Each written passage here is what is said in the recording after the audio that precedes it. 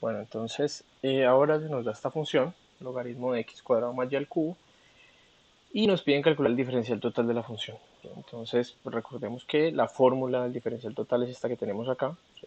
Diferencial total de z, pues llamemos a esta función z, recordemos que la imagen es la tercera variable, entonces tendríamos que el diferencial de z es la derivada de z respecto a x por el de x o por el diferencial de x, y la derivada de z respecto a y por el diferencial de y. Recordemos que estos diferenciales de x y de y, por ser variables independientes, también en algunas ocasiones se puede escribir como delta de x y delta de y.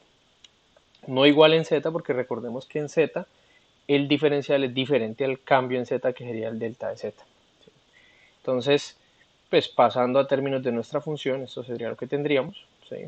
Si derivo en x mi función, pues recordemos que esto es un logaritmo, se hace regla de la cadena. Entonces, primero la derivada del logaritmo, que es 1 sobre el argumento, que es lo que está acá, 1 sobre x cuadrado más y al cubo, y por la derivada interna, si derivo esto en x, pues la derivada interna es un 2x, entonces es lo que queda arriba. Y dejo aquí pegado el de x, más, y ahora hago lo de y, entonces derivada en y de esto, de nuevo 1 sobre todo lo que está dentro del logaritmo, su argumento, esto de acá, y la derivada interna pero en y, entonces tendría 3y cuadrado, por el diferencial de y.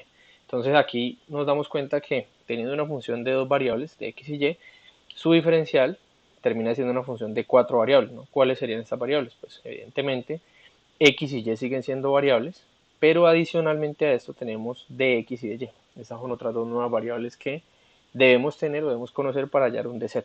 ¿Sí? Eso es el diferencial total. ¿Sí? Ahora, ya teniendo ese diferencial total, podemos calcular o aproximar cambios en z, ¿sí? Con este diferencial y conociendo los cambios en x y en y. ¿Sí? Esa es la parte del diferencial.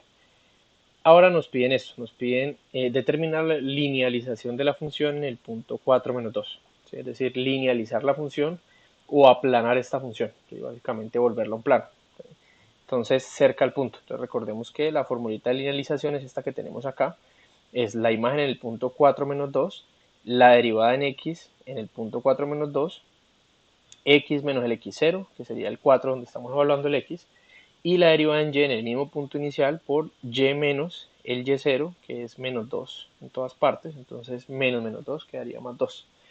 Pasando esto, usando esto que ya tenemos acá como derivada en x y derivada en y, pues ustedes pueden verificar que la función evaluada en 4 menos 2, pues si ustedes miran acá, esto 4 daría 16, menos 2 acá me quedaría un menos 8, por lo tanto me queda el logaritmo de 8, que es lo que tenemos aquí. 4 y 2, entonces ya sabemos que aquí abajo da 8 y acá 2 por 4 da 8, por eso esta cociente me queda este unito acá, sigue quedando el x menos 4, y en este caso sé que esta fracción, esta parte de acá da 8, la parte de arriba sería menos 2 al cuadrado por 4, entonces tendría 12 octavos o lo mismo que es, 3 medios, y eso por y más 2. Si yo cambio esto o le doy valores a x y a y, lo que voy a hacer es aproximar imágenes. ¿Sí? Recordemos que la idea es que la linealización aproxima los puntos o las imágenes de la función. ¿Sí? Ahora, ¿es buena siempre? La cuestión es que es buena siempre y cuando ¿qué? Siempre y cuando yo esté cerca de mi punto, ¿sí? El punto 4 menos 2. Entonces, si quieren miremos la parte gráfica, nuestra función gráficamente sería esto, ¿sí? Que tiene unos problemas aquí.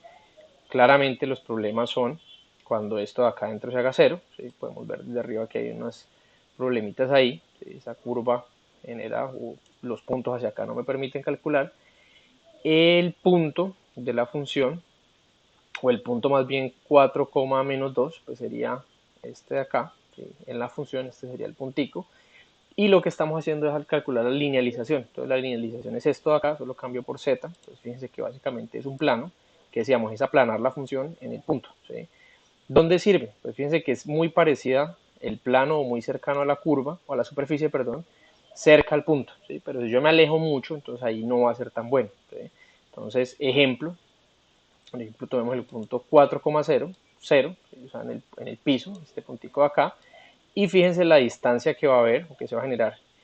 Esta es la imagen de ese 4,0 en la superficie, ¿sí? Fíjense que es este puntito que va ahí, ¿sí? Esta es la imagen, pero si yo miro el punto sobre el plano, fíjense la gran distancia que queda entre punto, o sea, esta sería la aproximación y este sería el punto real, ¿sí? Entonces, cuando esté lejos del punto 4, menos 2, que es donde calculamos la linealización, ¿sí? Pues la aproximación no es